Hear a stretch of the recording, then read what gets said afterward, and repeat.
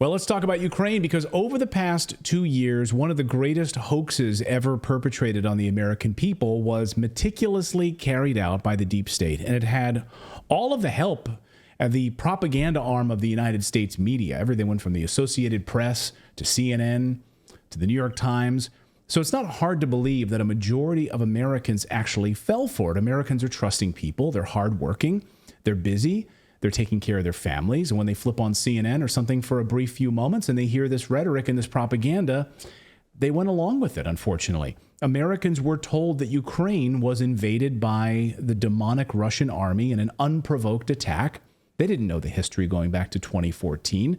Americans were told that Ukraine was a democratic country with a selfless hero named Vladimir Zelensky, a man in a green T-shirt who turned down an evacuation by the Biden administration to stay and fight in Ukraine. This guy was a hero. He just needed bullets and our support. When rumors surfaced that he was fleeing the capital, however, he pushed back with a video of him and his leaders in the street, saying, "We're still here." And when the Biden administration offered an evacuation, he said, "I need ammunition, not a ride." Yeah. And that was echoed in the mainstream media. I need ammunition, not a ride. And man, you saw CNN. Everyone was like, wow, this guy's brave. This is a leader. Yeah. Screw Putin. This guy's the real hero, right? And it worked. I mean, Americans hung Ukrainian flags on their houses. They updated their Twitter bios and put Ukrainian flags there. The sacrifice. I mean, the sacrifice they made was overwhelming, right? They opened their wallets and actually donated money. They opened their homes and welcomed refugees in. A lot of people took the pictures of their family on Facebook and put a Ukrainian tint across the, of the Ukrainian flag. They really went all out. Yeah, that's really showing the world. They invited Zelensky to hang Ukrainian flags in United States Congress. They let him speak at a joint session of Congress, which is an honor which is only reserved for people who control the United States. We only let people who we answer to speak in front of a joint session of Congress.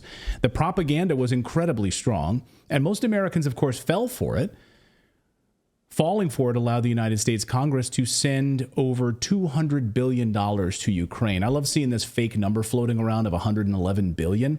Let's be honest. We know that that's just the batch of money that they've set aside for Ukraine. The tens of billions of dollars that is secretly and had already been funded to Ukraine is well over $200 billion. It's one of the largest boondoggles in American history. More than 500,000 Ukrainians are now dead. American defense companies set record profits.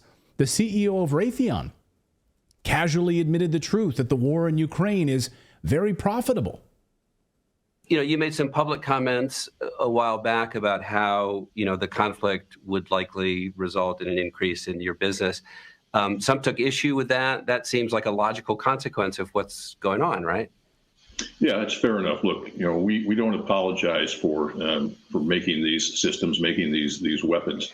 I make no apology for that. I think, again, recognizing, we are there to defend democracy. And the fact is, eventually, we will see some benefit in the business over time. Yeah, we will. Some benefit. Yeah. A little bit. The Biden administration is now threatening Americans. Ukraine needs more money or Putin will win. And Americans will need to go fight in Ukraine, as we just talked with Jim Ferguson about. Like, this is really happening in the UK and in the United States. President Biden said this last week. And Secretary of State Blinken reminded all of us this week that war has been great for American companies, so you should be happy about this. Footnote on this, and this is more for the American audience. If you look at the investments that we've made in Ukraine's defense to deal with this aggression, 90% of the security assistance we provided has actually been spent here in the United States with our manufacturers, with our production, and that's produced more American jobs. More growth in our own economy. So this has also been a win-win that we need to continue. It's a win-win. He says that with a straight face. It's a win-win. Well, this week, America's second favorite world leader behind Benjamin Netanyahu was back in Washington begging for more money. He's going to meet with President Biden and the Speaker of the House, the new Speaker of the House. But before he does that, he met yesterday with his main benefactors, of course, the United States defense industry. I mean, this was an unbelievable. Let's get the cameras here. Let's make sure he's shaking hands with all of these defense contractors. There he is, shaking hands with the Lockheed Martin's executives, Boeing executives, Northrop Grumman. Can you imagine all these guys in one room? And he wears his Ukrainian T-shirt. Like, this is the guy. He's coming here, and he's meeting with them before he's meeting with President Biden, because you know exactly who his paymasters are. General Dynamics, Northrop Grumman, all of them were there. And it was an unbelievable moment. And then he tweeted this, actually. So he went into great detail about this. This is what Zelensky tweeted. I met with the leaders of the U.S. defense companies and expressed my gratitude to every American worker who manufactures weapons that help us safeguard our people and defend our land. I appreciated all American companies that attended last week's U.S.-Ukraine Defense Industry Conference. I also proposed establishing a European defense hub in Ukraine. We are prepared to make all essential decisions, cut red tape, and allocate orders. Now, that sounds like a great idea. Think about that, right? It's the most corrupt country in Europe. So let's build a European defense hub in this location. He says, we'll cut red tape. What red tape do you have to begin with? We can't account for the weapons that we've already sent you. We can't account for the money we've already sent you. You're going to cut red tape? How much more red tape is there to be cut? And we're going to allocate orders, making sure that so Ukraine will become the NATO defense. We've said it all along that the whole purpose of this was to turn Ukraine into an aircraft carrier for NATO, put weapons on display so people can make orders, use it as like a training ground, a proving ground, so people can come and watch how weapons are used and destroy and leveraged. He says, we are ready to produce more ammunition and military vehicles, but we require support. It's important to develop joint production of artillery, ammo, air defense systems, and artillery and missile systems. Together, we can create more jobs, generate more strength, and provide more opportunities for both of our nations. And here's the photo op, of course, with these guys after the big meeting there, all of the defense contractors that shook hands with him, Northrop Grumman, Boeing, General Dynamics, of course, they're all there. However, something is different this time in Washington, D.C. with Zelensky's trip there. You know, before, of course, he was speaking in front of a joint session of Congress. Not anymore. Zelensky is this time, though, being met with a cold shoulder by members of Congress. And U.S. headlines showing this time as he arrives in Washington. Winter, advantage Russia. Biden and package risks collapse. Ukraine on brink of losing war. I've seen a number of headlines talking about this is not good. This is not good for him now rolling into Washington, D.C. J.D. Vance told Steve Bannon today that people in Washington want to cut Social Security benefits in order to give money to Ukraine so Zelensky's ministers can buy yachts. Those are J.D. Vance's words. Listen. You have a foreign leader coming to the United States like we're some sort of geopolitical Salvation Army. That is not the role of the United States here, is to hand out money to every beggar who comes into our country and demands that we fund their foreign conflict. So Zelensky is parachuting into this domestic political debate about prioritizing our own border.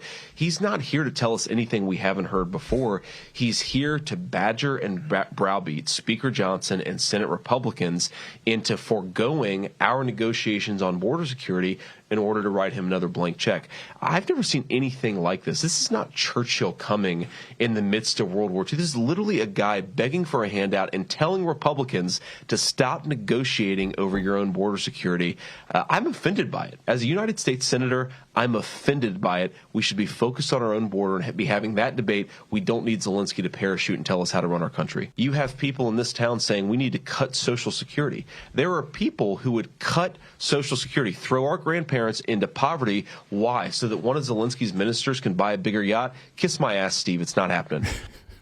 Kiss my ass. Kiss my ass, Steve. It's not happening. Yeah. T-shirt boy comes to Washington, D.C. and asks for more money. $61 billion this time. $61 billion is what we need in order to make this happen.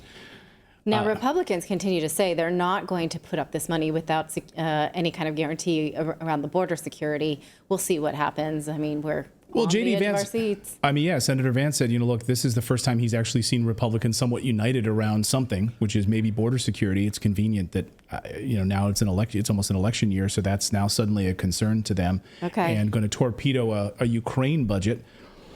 We'll see. So will Republicans hold strong, or are they going to cave and send billions more to Ukraine? We will know the answer to this very, very soon. Maybe they'll do it and they'll sneak home for Christmas break, which is what they usually do. Thank you so much for watching this segment here at Redacted. We are live every day at 4 p.m. Eastern Time, trying to share the stories that the mainstream media will not cover. You should also come over and join our community of Redacted Rebels over at redacted.inc. That's our private locals community where we can share exclusive content that we simply cannot share here on YouTube. Come over and join the rebellion together right now by going to redacted.inc. We'll see you next time.